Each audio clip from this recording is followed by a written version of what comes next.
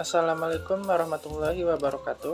Kami dari kelompok 7 akan menjelaskan materi fisika dasar 1 tentang momentum sudut atau yang dikenal dengan angular momentum yang beranggotakan saya sendiri, Aditya Saputra dengan NIM 220330002. Dan saya Umi Aini dengan NIM 220333120.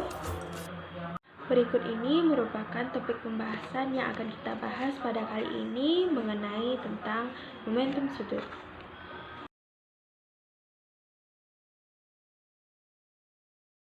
Momentum sudut secara sederhana dapat kita artikan sebagai suatu momentum yang dimiliki oleh benda-benda yang bergerak secara memutar. Menurut Alamsyah M. Juwono yang ditulis dari buku Pendahuluan Fisika Kuantum, dalam fisika klasik, momentum sudut merupakan salah satu tetapan gerak dari sistem-sistem yang terisolasi. Sedangkan dalam fisika kuantum, momentum sudut harus diberlakukan dalam prinsip korespondensi. Dalam ilmu fisika, momentum sudut juga memiliki makna sebagai suatu ukuran yang digunakan untuk melihat seberapa besar momentum linear yang diarahkan di sekitar suatu titik tertentu. Titik ini dikenal sebagai titik pusat. Selain itu, momentum sudut juga bisa didefinisikan sebagai hasil kali momen inersia suatu benda yang bergerak berputar dengan kecepatan sudutnya.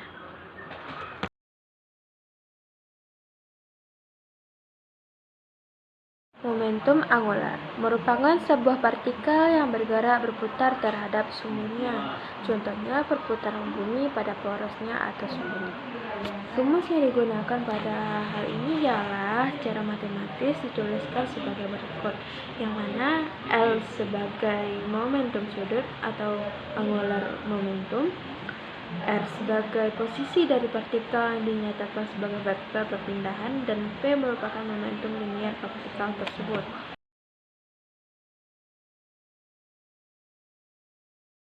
Selanjutnya ialah momentum sudut benda tegar, yang mana momentum sudut adalah perkalian antara momen inersia dengan kecepatan sudut. Secara matematis, rumusnya dituliskan sebagai berikut. L sama dengan I dikali omega, yang mana L adalah momentum sudut, I momen inersia, dan omega adalah kecepatan sudut momentum linear. Jika terdapat sejumlah benda dengan momentum sudut masing-masing L1, L2, L3, dan seterusnya, berapakah momentum sudut total benda tersebut?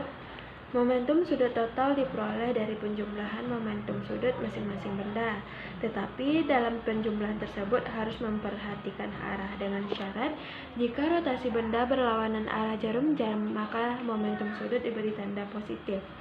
Jika rotasi benda searah jarum jam, maka momentum sudut diberi tanda negatif. Rumusnya untuk momentum sudut total ialah sebagai berikut. L sama dengan L1 tambah L2 tambah L3 dan seterusnya. Hukum kekekalan momentum sudut yang berbunyi sebagai berikut.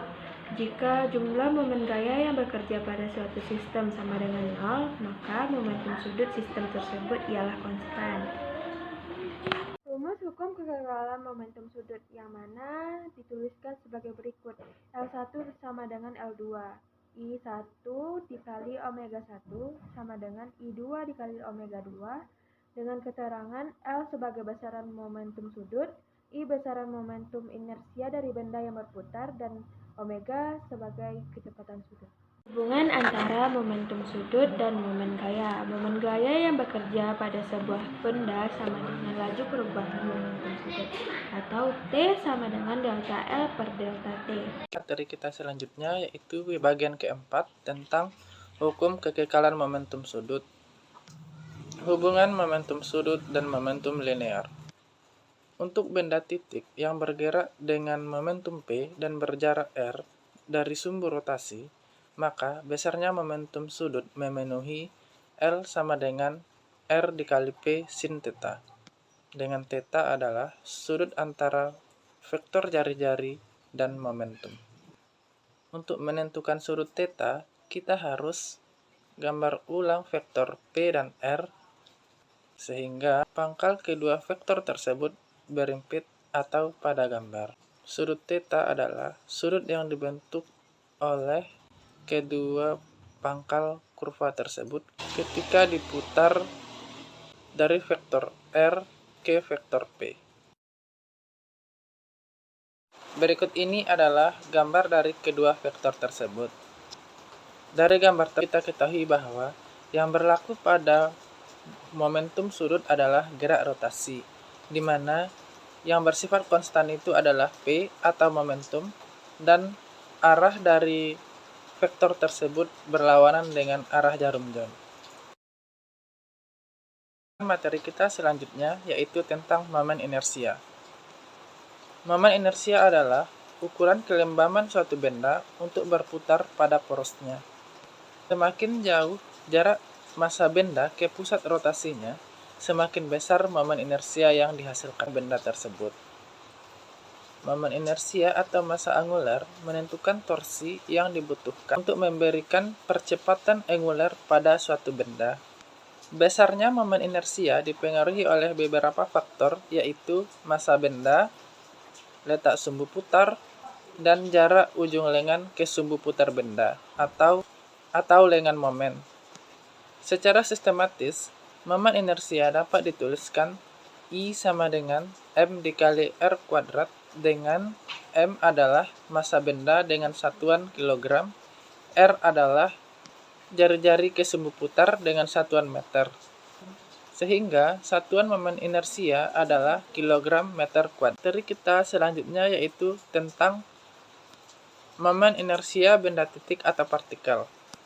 Suatu benda dianggap memiliki partikel-partikel sangat kecil yang memiliki volume dan massa.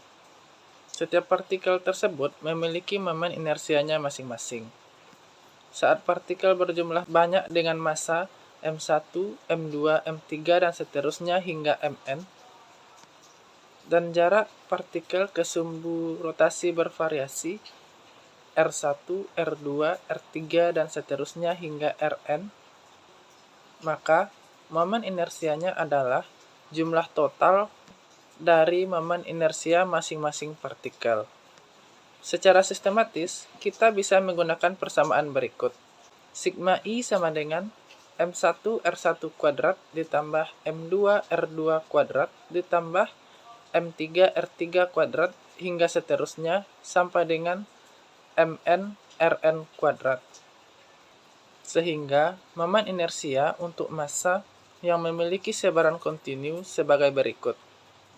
Integral I sama dengan R kuadrat dikali dm.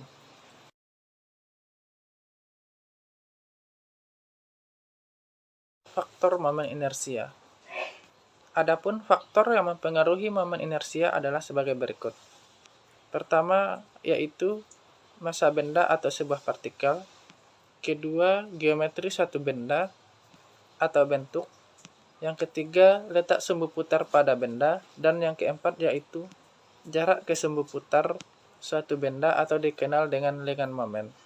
Materi kita yang terakhir yaitu tentang torsi atau dikenal dengan istilah momen gaya. Torsi atau disebut pula momen atau momen gaya adalah nilai ekuivalen dari rotasi pada gaya linear. Keberadaan torsi itu sendiri diawali dengan bentuk yang sederhana, yaitu seumpama kumparan yang mengelilingi suatu objek. Konsep torsi diawali dari percobaan Archimedes dengan alat peraga yaitu tuas. Secara umum, torsi dapat dianggap sebagai gaya rotasi. Secara sistematis, kita dapat menggunakan persamaan berikut ini. Tau sama dengan R dikali F, kita turunkan. Tau sama dengan nilai mutlak R dikali nilai mutlak F sin theta, di mana tau adalah torsi atau momen gaya, tau tebal adalah vektor torsi, sedangkan tau tipis adalah skalar torsi. R adalah vektor posisi dari sumbu putar ke titik di mana gaya yang bekerja. Dan F adalah vektor gaya.